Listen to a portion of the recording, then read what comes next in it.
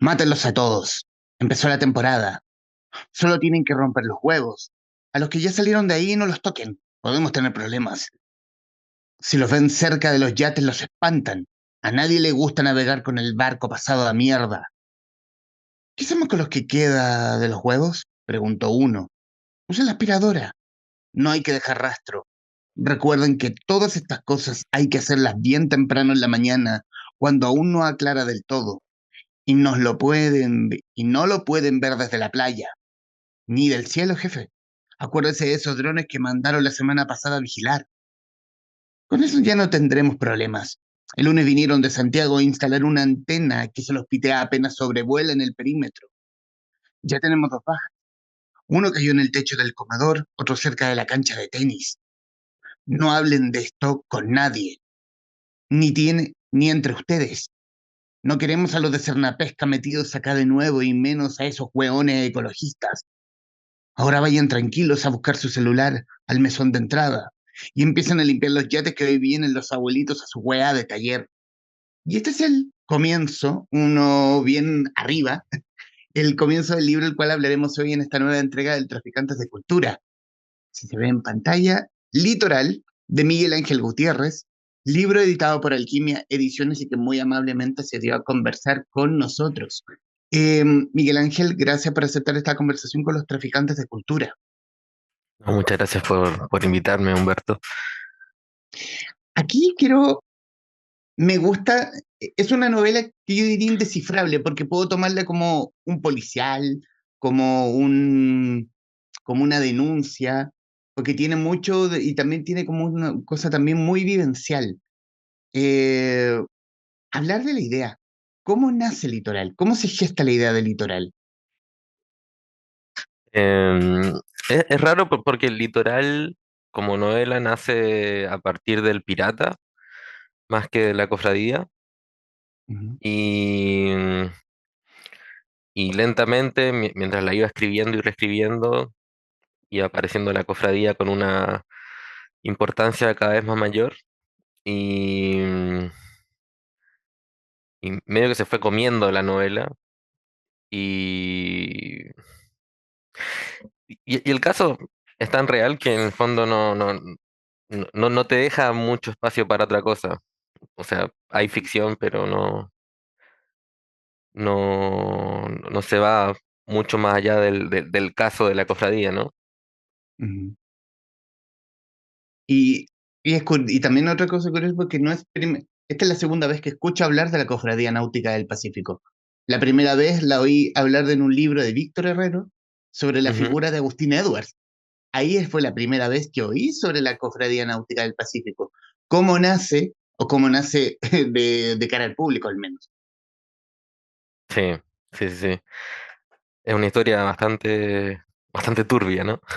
Ujú, Y, mm, y claro, ahí se concentran los grandes poderes de Chile de ayer y de hoy, entonces ahí había una cosa que era muy...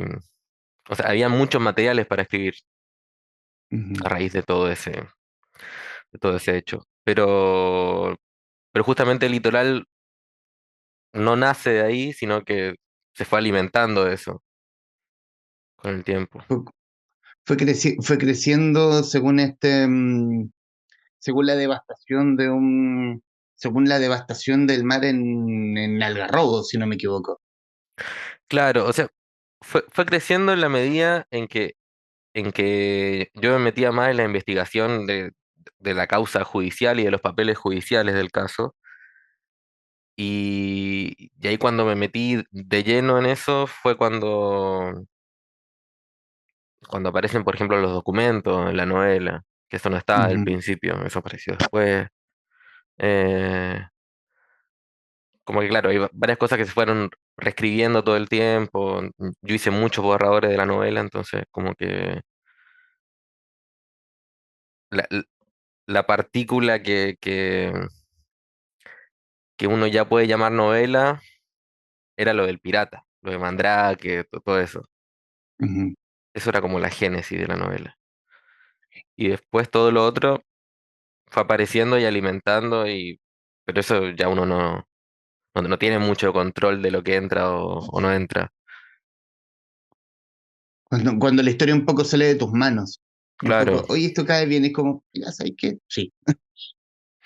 sí, sí, sí, era como que hay ciertas decisiones que uno puede tomar, pero cuando el caso es tan grande y tan turbio, no, no, no hay mucha vuelta que darle, o sea, uno puede falsear o ficcionar detalles y cosas, pero no, es muy difícil inventar ficciones tan turbias, ¿no? Ah, y además, ¿para Ujú. qué? Si están ahí, son reales. Yo creo que una gran definición, si lo podemos englobar en una palabra, creo yo, es poder. Porque aquí el poder se concentra. El poder Mm, de una institución tan histórica y tan malévola como la Cofradía Náutica, que en el libro están viendo los trámites para la concesión de agua, eh, y también conjunto con los personajes como con un empleado, y quiero tomar dos en particular en todo caso, como en un empleado de la cofradía y una periodista que está ligada a estas agencias que limpian imagen. mm. ¿Cómo, cómo fue darle el modelo? ¿Cómo fue darle cabeza a cada una de estas personas? Em, la verdad que se fue dando bastante em, como gradualmente, se dio paulatinamente, como que no fue muy forzado ese proceso de darle voces a esos personajes porque como que van agarrando cierta voz. Ujú, Eso es lo bueno, creo, de la reescritura eh, y de empezar de nuevo. O sea, yo lo que hacía era que escribía y empezaba de nuevo, y empezaba de nuevo, y empezaba de nuevo. Entonces, así uno va reconociendo que, por ejemplo, de todo este párrafo que escribí haciéndome pasar por o, o en el papel de, que de todo esto es efectivamente la voz de ese personaje y que es algo que yo como sujeto quiero escribir. O sea, ujú, ahí siempre hay como una cosa como em, de que hay escritores que les sale más fácil ponerse a sí mismos en la literatura, ¿cierto? Em, o que les gusta escribir sobre ellos mismos, qué sé yo. Eh, el tema es que justamente uno pierde toda esa potencialidad que es eh, la voz del personaje que no tiene nada que ver con uno muchas veces. O sea, y es un trabajo en encontrarle esa voz y escuchar esa voz que, que luego se va construyendo con borradores y ujú, borradores. Y por eso creo que uno puede identificar en la novela, por lo menos, justamente el personaje de Saúl o el personaje de Laura, puede identificar voces. O sea, uno puede medio que escuchar un poco cómo habla esa gente. Que hablan muy distinto, que usan distintas palabras, que ciertos ritmos. No hay un personaje, bueno, de Boris, ¿no? Como que la idea era que hablara muy distinto y que eso se notara.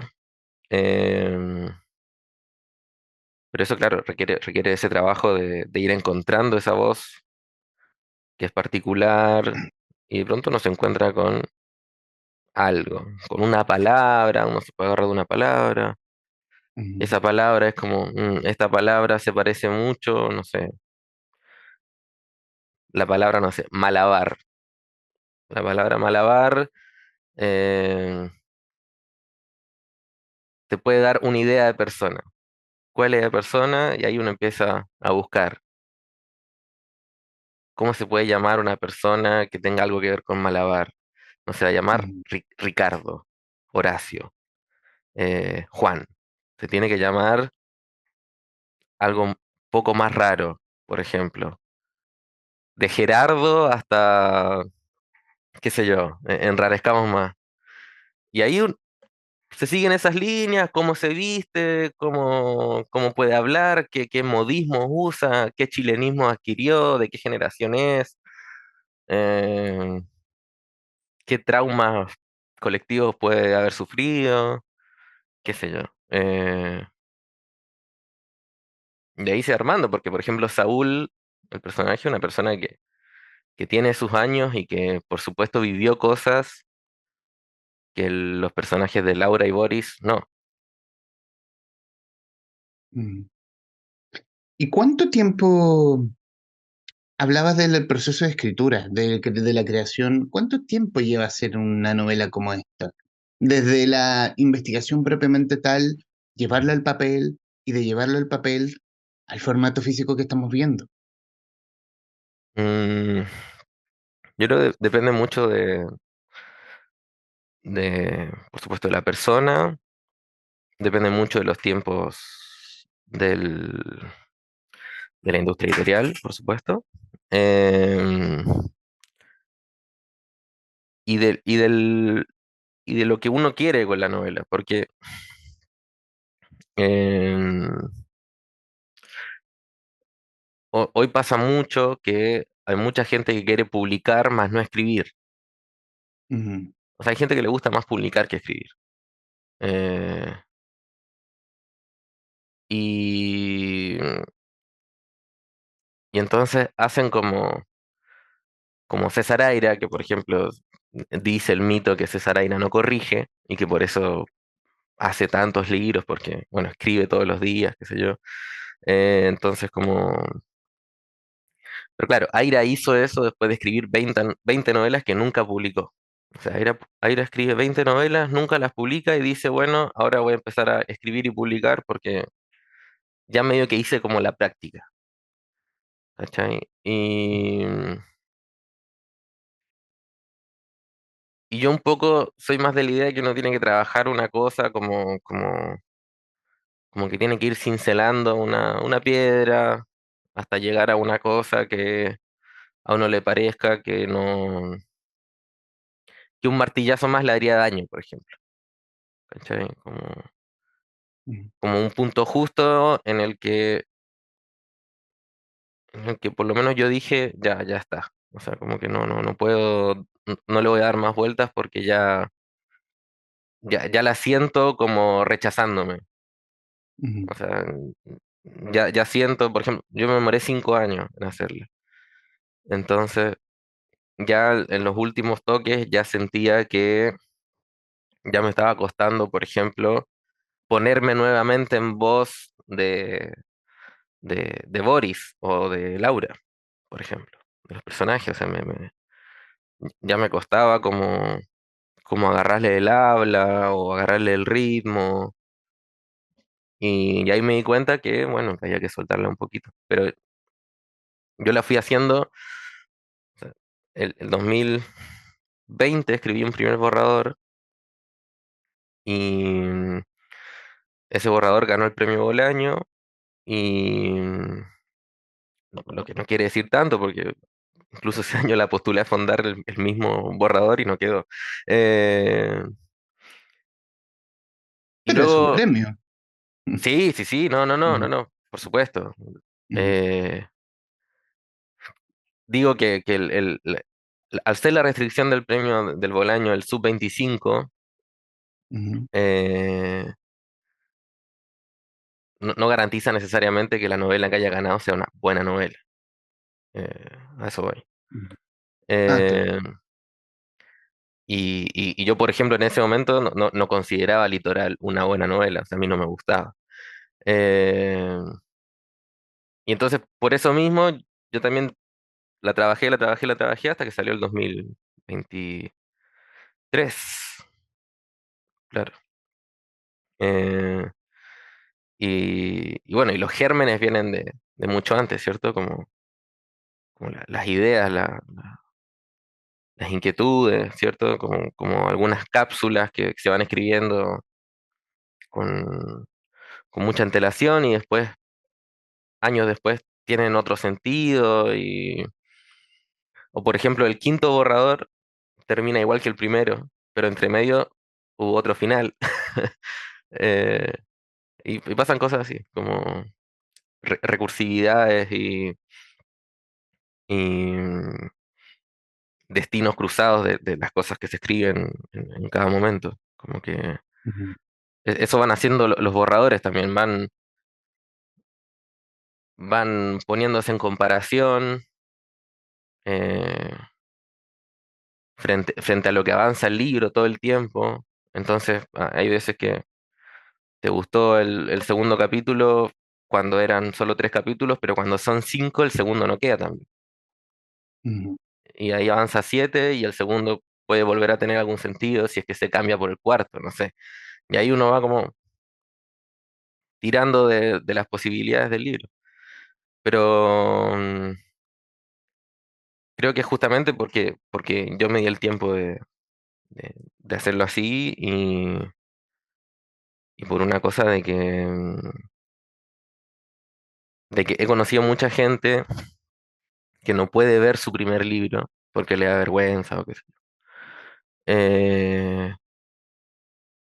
Yo he conocido gente que incluso va a las librerías y si encuentra su primer libro, lo compra para botarlo, o sea, para que no esté.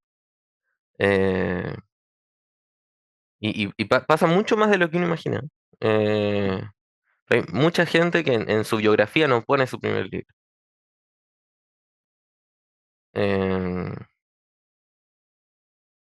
y entonces a mí esa sensación yo no la quería. Entonces lo trabajé como para que en 10 años, cuando lo vea, no sea como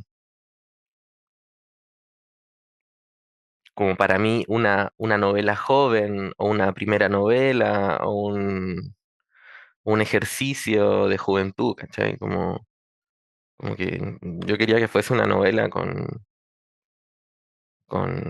propiedad. Eh, Porque también me he cansado de leer primeros libros malos también, o terminaba a la rápida. Apurado, no necesariamente por el autor o la autora, por supuesto. Muchas veces los editores quieren apurar a la gente joven a que publique rápido también. Em, Porque es muy atractivo tener al autor o a la autora joven a las editoriales, ¿cachai? Sobre todo si ganaron un premio, ¿no? Y, y yendo al camino editorial, ¿cómo es el acercamiento con una alquimia? Eh, es largo. Em, yo a Guido, que es el director de la editorial, lo conocí porque me hacía clase, después fui ayudante de él y, y ahí quedamos conectados. Y cuando me gané el Bolaño le dije que me lo había ganado y me dijo, bueno, dale, empecemos a trabajar. Y, y trabajé un borrador con él y después trabajé 2 borradores con Felipe Reyes. Ujú. Y lo publicamos después. Y después yo incluso trabajé para Alquimia en Argentina hasta diciembre del año pasado. Quiero irme a otro aspecto del libro que no recuerdo, al menos yo por mi lado, de haberlo leído en un libro y de la forma en cómo lo tratas, que es en lugar de estas agencias que limpian imagen. Ujú. No sé cómo, no, se me viene, en este momento el único que se me viene a la mente es el caso Nicolás López y ahí hacia abajo. ¿Cómo es tomar ese punto, sobre todo porque en el comienzo del libro Laura tiene un hambre de poder que es incluso admirable, un poco detestable? Tengo una dualidad con ella en todo caso. Em, sí, me alegro que tenga esa dualidad. O sea, era un poco la idea, como no eh, hacer personajes que fuesen de alguna forma reprochables, pero también de alguna u otra forma comprensibles, ¿no? O sea, como como que uno puede entender ciertas razones y no compartir o los medios o las acciones, pero sí por ahí las razones. Em, y sí, a mí siempre me llamó la atención el, el blanqueo de imagen como operación. Es muy divertido, siento. Como que requiere muchas aristas, o sea, requiere una arista comunicacional, requiere una bajada de línea discursiva, una coordinación casi coreográfica para, o sea, una coreografía que tiene pasos aceitados, o sea, no, la nota en la revista de fin de semana siempre es previa a la nota en la tele. em, Se saben los pasos a seguir del enemigo, del contrario. em, y hay toda una maquinaria para anticiparse a eso y quedar bien parado frente a la opinión pública, si es que existe algo así. Y entonces, nada, en algún momento me, me- me dio con la cuestión y me dieron ganas de ficcionar eso. Me intriga también cómo será de verdad, porque por supuesto yo no conozco cómo es de verdad. El, yo ahí medio que, por ejemplo, no sé, digo que había un control fuerte a la interna y no creo que sea así, por ejemplo. Eh, Mira, no crees, pero yo creo que es muy parecido. sí, sí, sí, Y probablemente. y se acerca peligrosamente. Claro, claro. Sí, que ahí fue como más, bueno, vamos a meter el tema del control y de cierta comodidad frente al control que ella puede tener y que después ya no, por ejemplo. Eh, pero sí, me intrigaría estar de oyente, como de hombre invisible, en una reunión de agencia para, por ejemplo, limpiarle la imagen a Nicolás López. Eso sería muy interesante cómo funciona eso, porque eh, si bien las agencias, que hay varias, ¿no? Se llaman agencias, también hay un montón de consultorías y de otro tipo de entes que ofrecen servicios parecidos. O sea, hoy en día la gente trabaja mucho su apariencia y imagen pública. Y hay gente, o sea, los influencers incluso. Muy interesante cómo se construye la imagen pública hoy en día. Y entonces muy interesante cómo se puede corregir. eh, y cómo... Porque hacer la imagen pública no es tan difícil. Pero cuando esa imagen pública de alguna forma cae, ahí tiene que haber una intervención medio colectiva. Y ahí es donde entran como las agencias y ciertas consultoras y ciertos asesores de imagen o lo que sea. Y hacen un trabajo muy interesante en la corrección de esa imagen pública. Eh, que es lo que, por ejemplo, quiere hacer la cofradía en la novela. O sea, tenemos una imagen pública que ha caído, que está en problemas. ¿Cómo corregimos esto? ¿De qué forma le hacemos entender a la comunidad que no somos lo que dicen que somos? Eh, En entonces el es fondo como... es poner en cuestión el conflicto ecológico que está ocurriendo. Y yo creo que lo que tiene ese poder es el poder que tiene el litoral. Ese primer libro, que tú mismo lo dijiste, como ese primer libro que yo creo que sea recordable versus, mm, no sé, cualquier otro, pero yo creo que sí va a ser recordable, porque no te metes...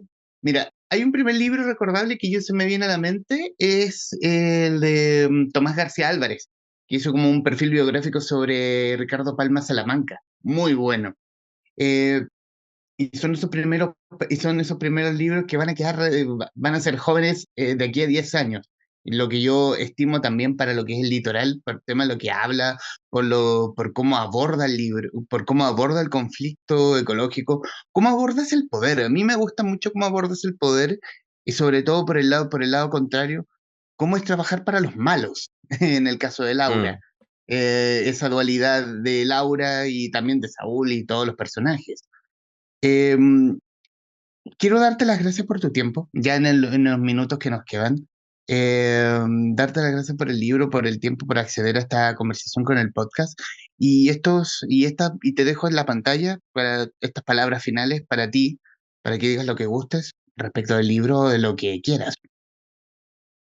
Bueno, muchas gracias por invitarme y nada, lean el libro, ojalá les guste, por lo menos yo lo escribí muy seriamente y, y me sigue gustando. O sea, acá cada cierto tiempo agarro una página y leo y me digo, está bien, se hizo lo mejor que pudo. Eh, pero bueno, muchas gracias Y eso. y es todo, ¿no? Sí, y lo ven por Spotify y YouTube, me Sí, imagino. por supuesto, va a estar viralizado tanto en nuestros canales de YouTube, Spotify, Amazon Bueno, Music, donde suscríbanse sea. acá abajo. Sí, por favor, por favor. Miguel Ángel Gutiérrez, autor de Litoral, editado por Alquimia Ediciones en conversación con la guarida de los traficantes de cultura. Mi estimado Miguel, muchísimas gracias. Muchas gracias, Humberto. Que tenga un buen día. Igualmente a quienes nos están viendo y escuchando, gracias por estar ahí. Adiós.